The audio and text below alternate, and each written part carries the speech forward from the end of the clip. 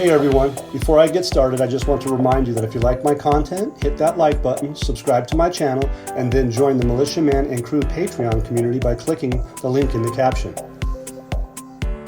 Good evening everybody, Militiaman and Crew. Once again, we're here to give you some information. I hope you guys will enjoy. Some of it might be a little bit mundane, some of it goes really far back, and we're going to go back to 1997. There's an International Monetary Fund. They have a document that's out, that has been out, right? But what it's about is making a currency board operational. There's an abstract. Some of the key words that are in this is called the currency board, monetary arrangement, and credibility. One of the things that Iraq's going to go through and has to have prepared to be able to go through is that credibility section. Okay, they have to have an agreement or a monetary arrangement. So they call it a CBA, a currency board agreement. That's what they call it, right? Okay, so anyway, the IMF has rules. It's for all kinds of countries, and they label in this 29-page document. I'm not going to get into that, but they talk about many different currencies, many different countries, I should say, too. So each country has their own currency. So just keep it in mind, but it's important because some of the things that they talk about, it's like, interbank driven, okay? It's also about secondary markets. It's also about treasury securities and issuing them, maturities, interest rates. They talk about that stuff. And they talk about market participants. Everybody's going to need market participants involved in the Iraqi currency or any other currency in the world, whether it's the Vietnamese dong, the Indonesian rupiah, or whether it's the Belarus. It doesn't matter. It's going to be even Venezuela or even Iran. Everybody realizes that there's credibility of currency is key, and Iraq needs credibility, and just as any other country does, for it to be successful. And one of the things that many of us have talked about for many years is that it needs to happen with the citizens, it needs to happen with the country, and it needs to happen for what? For credibility purposes. And that's what this document is. And I'll have to say, Katie Bug was the gal that came in, or person came in to triggered me to take a little more of an in-depth look into it. And in my preliminary research is exactly this is what's happening behind the scenes, and you're going to find that in this particular page, it's again, it's only a couple of pages, forgive me, that I have involved that are important. But what I think it's really, what I found really important was the CBA, the Currency Board Agreement. Okay, some of the things they talk about is the soundness of the reformed system should be confirmed by external audits, by international firms, and possibly by progress towards privatization and international involvement in the sector. Okay, so if you think about it, think about Iraq for a minute. This was done back in 1997. You go, well, whoa, militiaman, why are you talking like that? Well, that's what we're seeing. We're seeing the soundness of a reformed system in Iraq. We're seeing that soundness. Because why? Because they've done all these different things to promote digital transformation. E-government, e-banking, e-finance, all of those things. IQD system is electronic based. It's all about communication. It's all about getting the soundness of the reformed systems, if you will. So external audits, well, where does that come from? That comes from international companies like Ernst & Young, for instance, and we all know that that's part of this process. And we all know that they're working with Iraq today. Okay? International firms, and possibly a progress towards privatization and international involvement in the banking sector. So why do they bring this up? Why do I bring it up? It's because that's what we're witnessing. Interestingly enough, I want to read this one sentence and I'll move to the next venue, but it says at the end of the banking sector reform process, banking supervision should be perceived to be strong. So Iraq, if they're moving towards privatization, international involvement, at the end of the day, they need what? supervision, and they should be perceived as being strong. We're talking about international, right? Big time.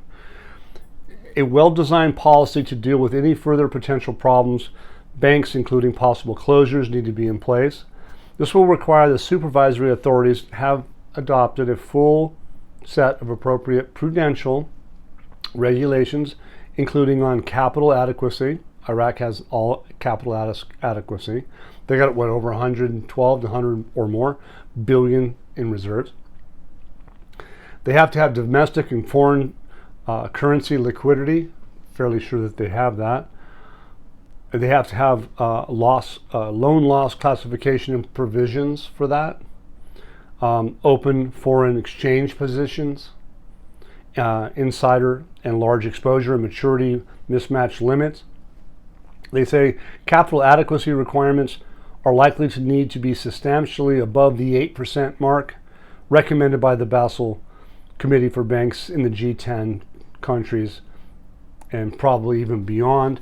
And I'm fairly sure that I think instead of being at the 8%, it's going to be at the 12%. So anyway, the bottom line is these guys are moving towards pulling off what they have outlined for Iraq's ability to do what the IMF paper policy suggests that they should do.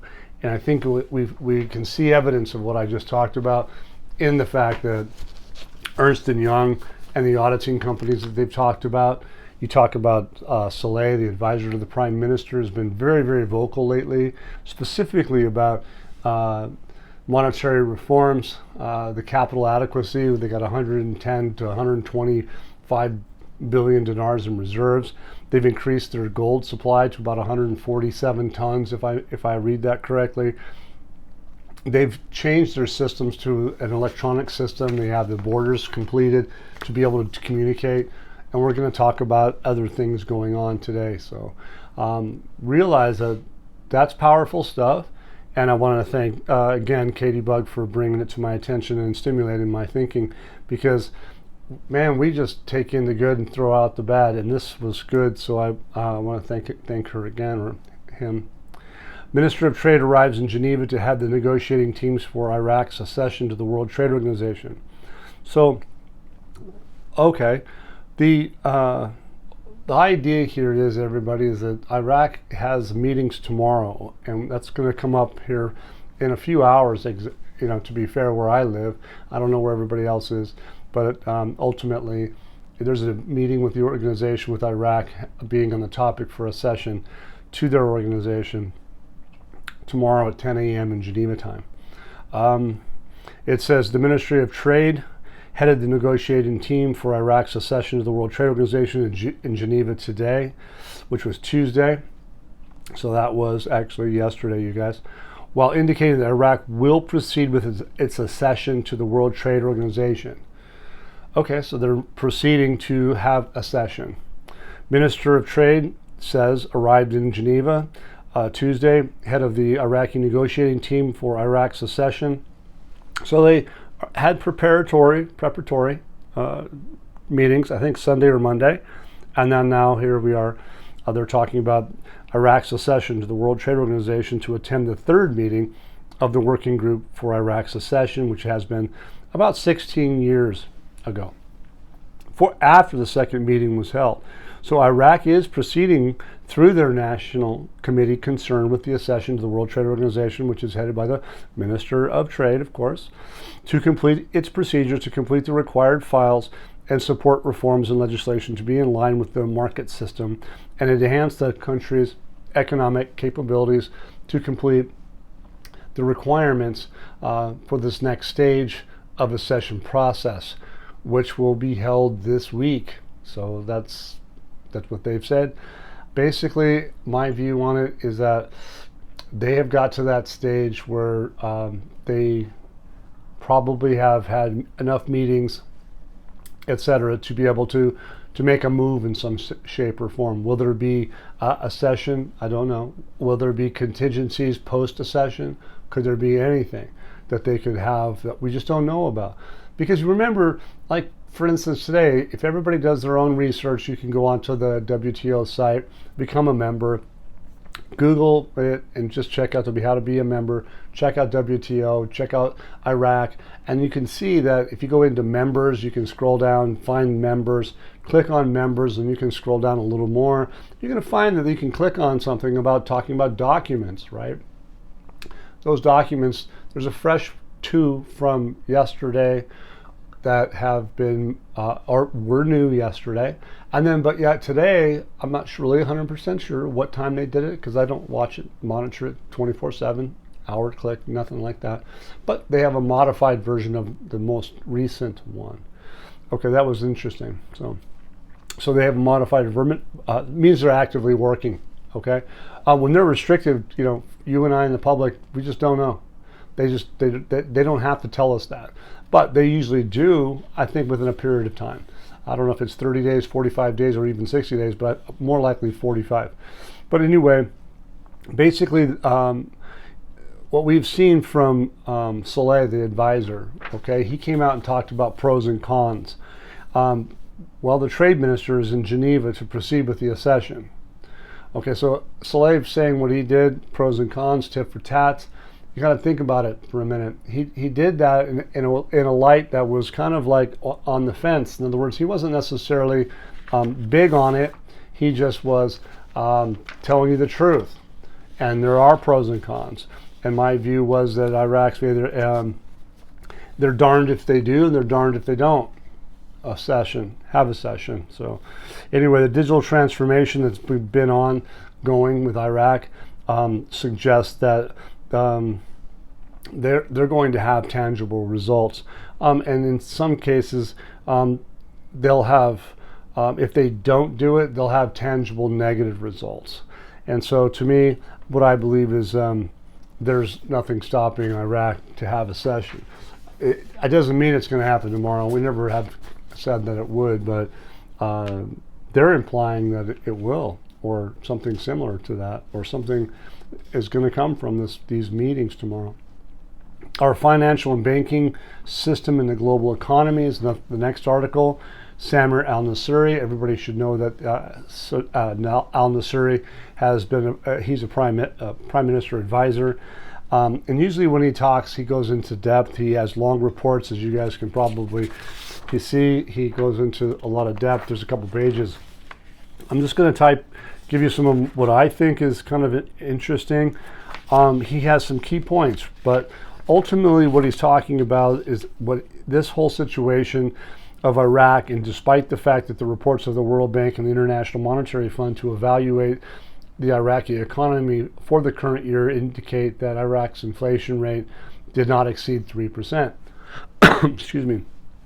That's relatively low in that respect. And according to what was announced by the central bank, it's better than the inflation rates in regional neighbors or neighboring countries, and that the growth rate in gross domestic product for this year is expected to be 6%. So Iraq still maintains a good foreign exchange reserve to cover its imports and cover its local currency in circulation. I think we kind of covered some of that in what that IMF document talks about. They have to have sustainability and security in that, and they do. Okay, so they're saying that they openly do. They're basically also talking about informal border crossings to seize illegal intertrade. Speculators in the foreign exchange market have led to fluctuations in exchange rates from time to time. He goes into a lot of that stuff, but he goes on to say that some of these things that they need to do to avoid damage to their current situation that has threatened even global economy. They say they need to require them to do what? First, reviewing the structure and representation of a general budget, determining the contribution rates of the agricultural, industrial, and tourism sectors and non-oil revenues at no less than 30% during the coming years until 2030. Total expenditures must exceed total revenues in case, and the deficit must be zero. All right. Second, they talk about adopting agricultural, industrial, commercial policies that are consistent with the trend to support, assist, motivate, and encourage the private sector to contribute to sustainable development projects and transition to a market leadership. I think you guys can see that what I'm talking about, very familiar. Third, he says, reestablishing a new strategy for the central bank for the years 27 to 2030. All right, so they're forecasting into the future because this is going to be a long-term haul. Okay.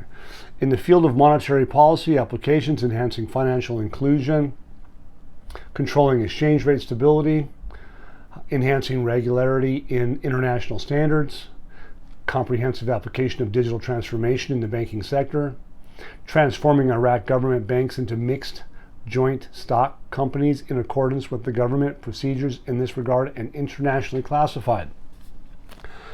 Okay, so we talked about Ernst & Young, and we have talked about that. What are they doing?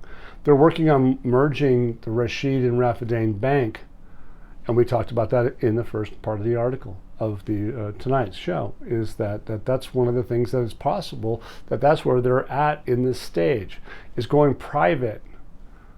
Okay, they're having international audits. They're having that. And what did they say? That stuff is at the end of the process. That's the cool part. And then we're talking about support for this data. This isn't just, I'm telling you the truth from what I read, whether you like it or not. It's what they say. Those that keep calling this a scam are silly, and they just don't know what they own, if they even do. Okay? But again, basically what we're saying here is that, as they say, al-Nasuri says, they are managed in accordance with the modern banking technologies. They're lifting sanctions on private banks. Let's see what happens. What we learned is that al-Awlaq and the foreign minister were in Washington, and they met with who? The United States Federal Reserve and the U.S. Treasury. Those would be in accordance with international standards, would it not? Of course it would be. Not allowing the weak ones to remain, so they're talking about banks. If we have to weed those banks out. Weeding them out in the banking market, adopting the principles of competition, whichever is better and serves a sustainable development circumstance, is what they're doing. So in my view, the conclusion outlines what will be taking place.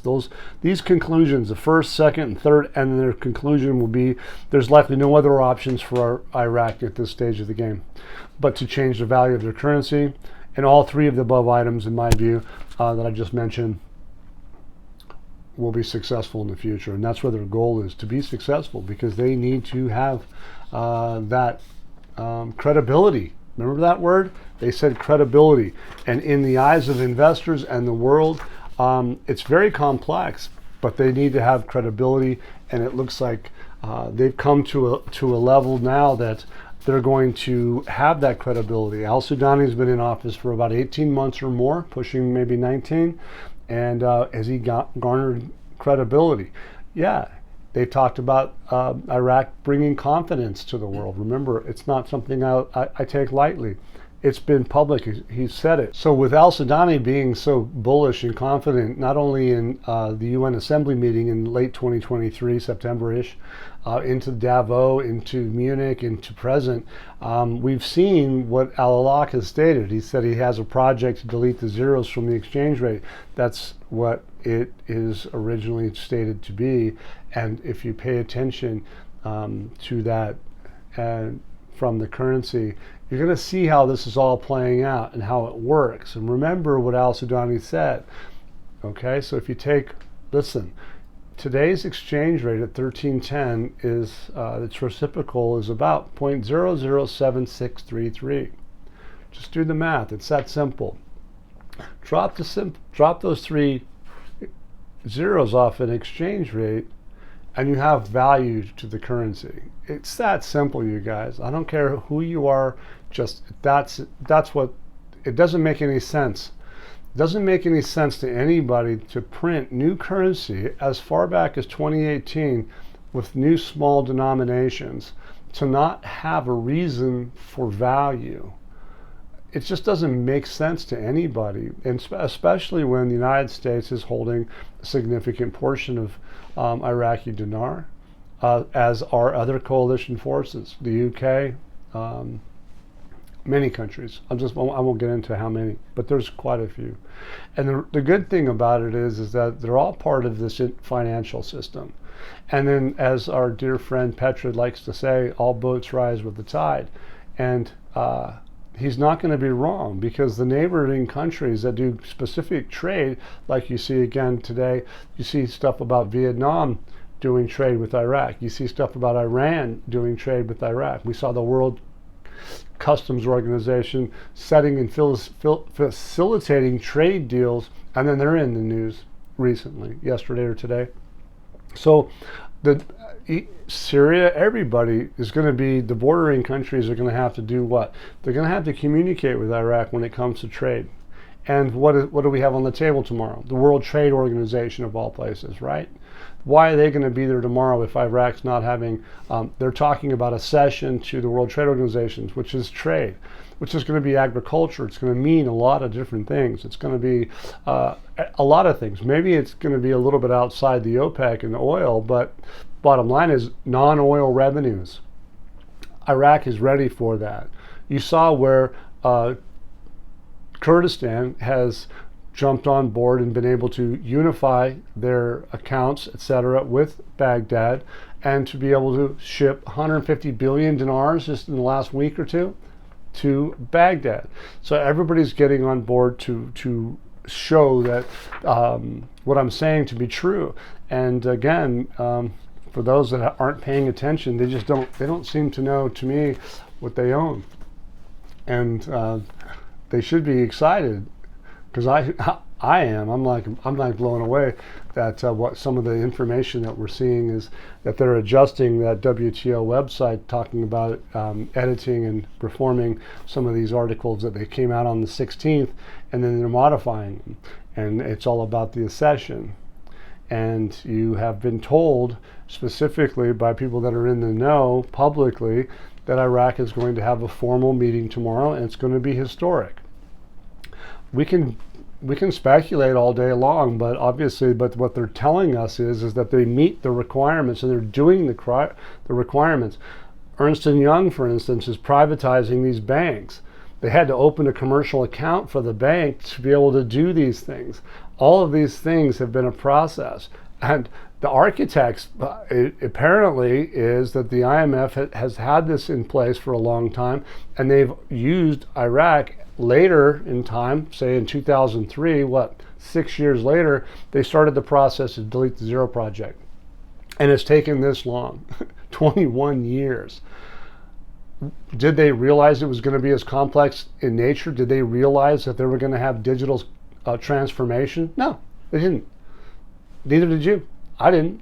So, but hey, we're still here, and the reason I'm still here is because I believe that what we're witnessing is a grassroots effort but yet has been in place, and it was an evolutionary timing thing.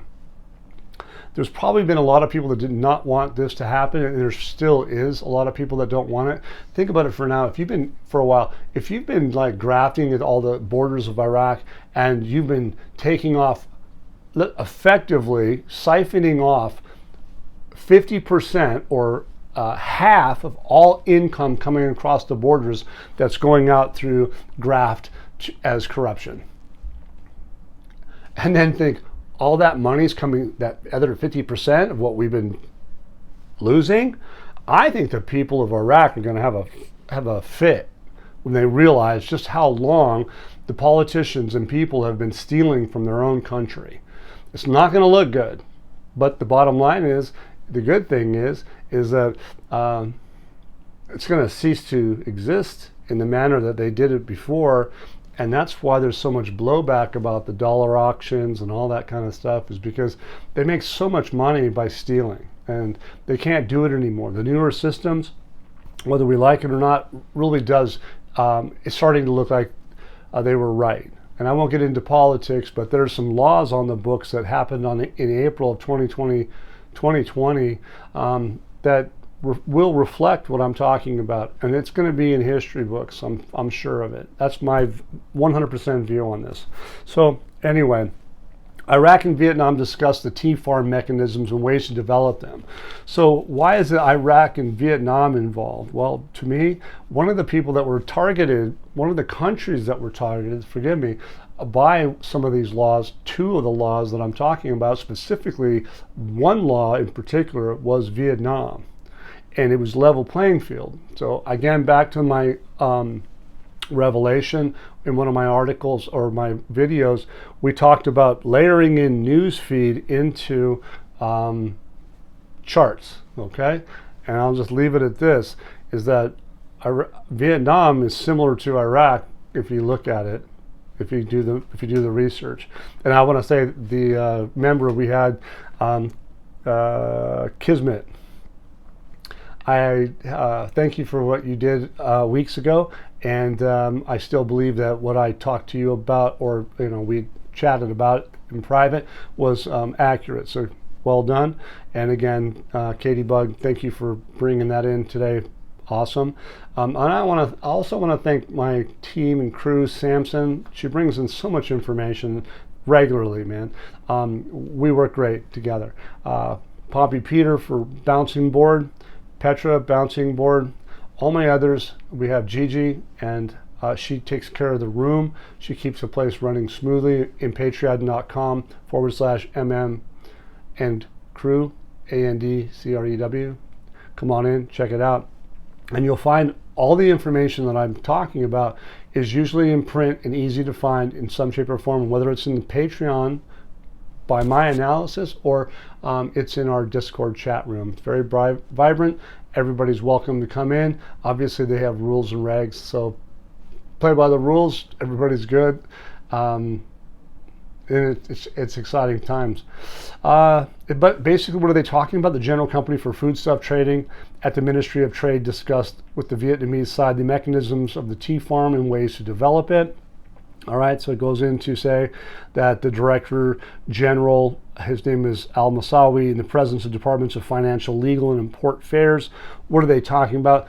Talking about agricultural data. They're talking about buying product from Vietnam to help their agricultural sector, and it's for the betterment of the agricultural sector. That's what they're doing.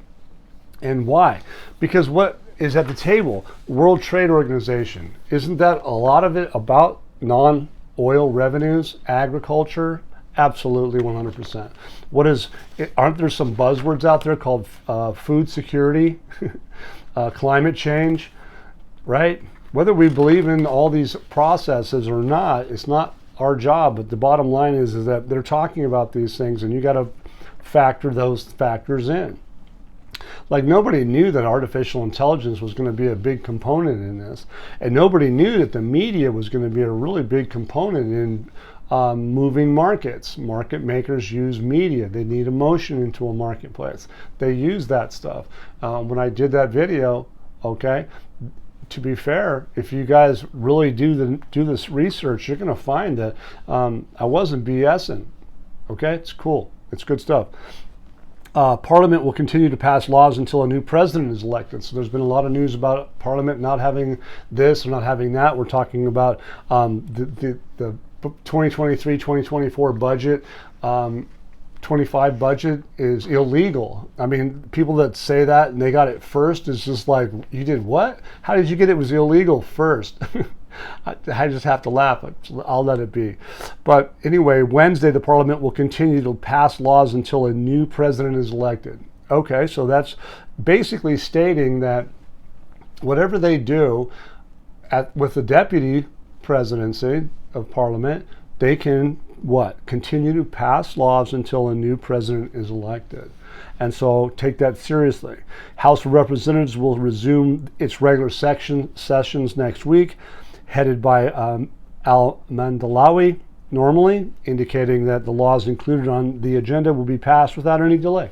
So he sounds like he's giving a reassurance. So if there's any questions to anybody that needs to know questions, whether it's the WTO or whether it's anybody else, they're giving reassurances that based off the information that they know, that they probably will have it taken care of. Because why? Because the deputy can pass constitutional laws. But you're also going to find out that there's some other things that are happening. And one of the things that happened to be interesting on the WTO's website yesterday, I think it was yesterday that it showed up. It was called the parent-child display. I'm not 100% sure what they mean by that, but we do know that there was some laws that were on the table, which were the international agendas are obstructing the amendment for the personal status law. Okay, so they have some personal issues. One of the things comes up coincidentally is that there's children involved, families, da-da-da-da-da. But you have to ask yourself, and you step back and go, well, is that really about what they say? Is that about this law? And the consensus is, with talking with the crew, is probably not.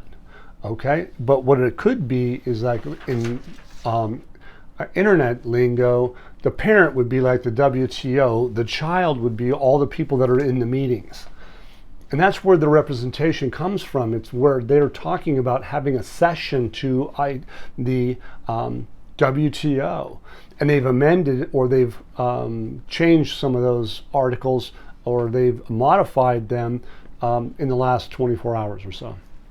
So what you got to be careful, because that's not, it could be just a coincidence, but does that having stubbornness to this particular law have any bearing on it?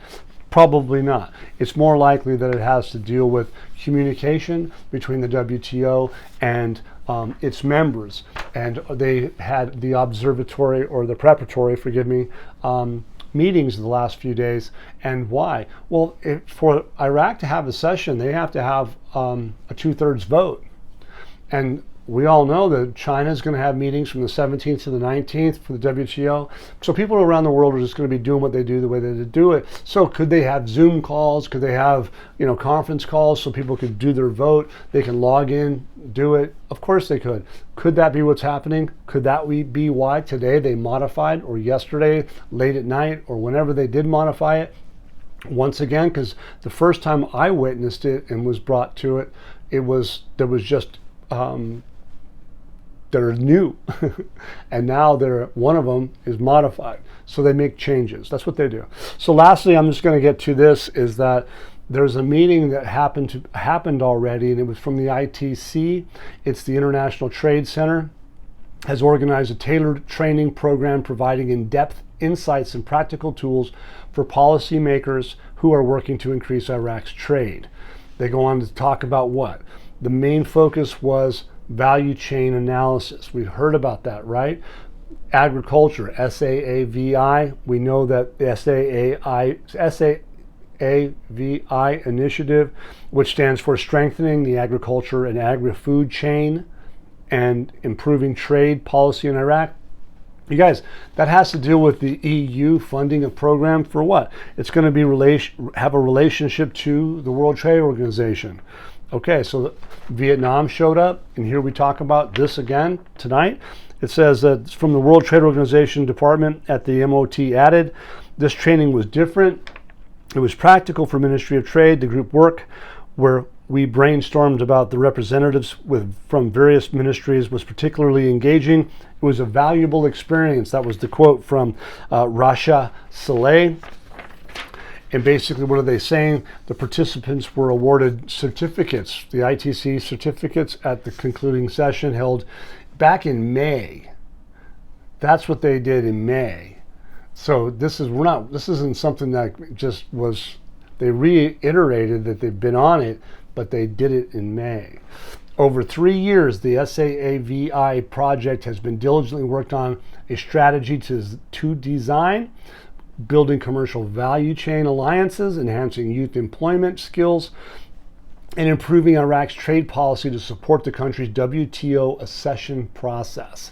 The International Trade Center's Savvy project is funded by the European Union, implemented under the leadership of the Iraqi government, and in partnership with the Ministry of Planning, Agriculture, and the Ministry of Trade. I mean, you guys, what else can you say? These guys are taking this to the next level. Tomorrow they're having meetings, and we're going to probably see something, okay? Is there going to be any contingencies? Is there going to be anything that we know that learn from this? I think we're going to. I think everybody should be like going, whoa, we're here almost. I think anyway. So hey, enjoy. I hope you enjoyed my content tonight. I think that the study that we bring you guys is awesome, in my view, because that's where I'm at. But hey, if you like my content, hit the like button. Please do my subscribe, and please don't forget that all your contributions help me bring this data to you guys. So thank you very much. I appreciate it all. Have a great day. Once again, guys, don't forget to hit that like button if you like this content. Subscribe to the channel, or join us at the Militia Man and Crew Patreon community for even more exclusive content. You can also donate to this channel by hitting the links in the banner to help keep this page up and running. Your generous support is greatly appreciated, as always. Much, much appreciated. Thank you so much, and have a great day.